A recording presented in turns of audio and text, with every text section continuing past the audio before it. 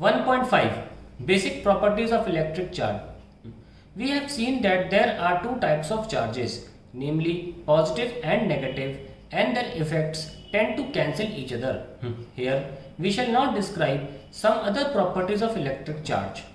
If the sizes of charged bodies are very small as compared to the distances between them, we treat them as point charges.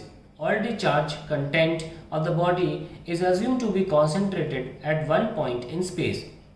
Additivity of charges. We have not as yet given a quantitative definition of a charge. We shall follow it up in the next section. We shall tentatively assume that this can be done and proceed. If a system contains 2 point charges Q1 and Q2, the total charge of the system is obtained simply by adding algebraically Q1 and Q2, that is, charges add up like real numbers, or they are scalars like the mass of the body. If a system contains n charges Q1, Q2, Q3 up to Qn, then total charge of the system is Q1 plus Q2 plus Q3 plus Qn.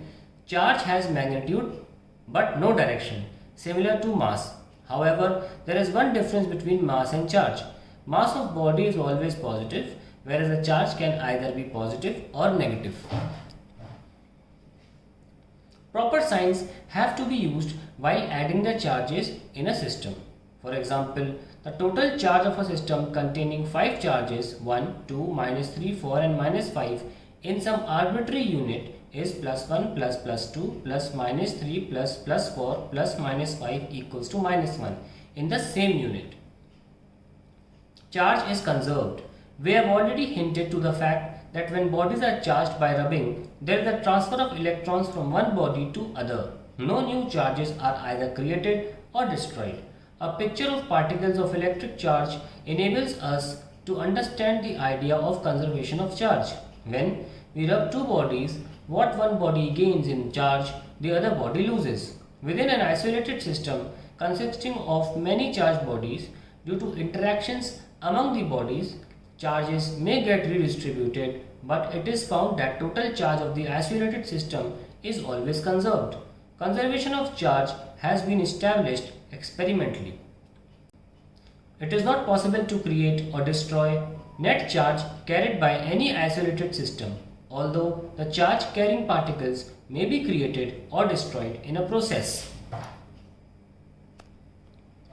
Sometimes nature creates charged particles. A neutron turns into a proton and an electron. The proton and electron thus created have equal and opposite charges, and the total charge is 0 before and after the creation. Quantization of charge. Experimentally, it is established that all free charges are integral multiple of basic unit of charge denoted by E. Thus, charge Q on a body is always given by Q equals to NE.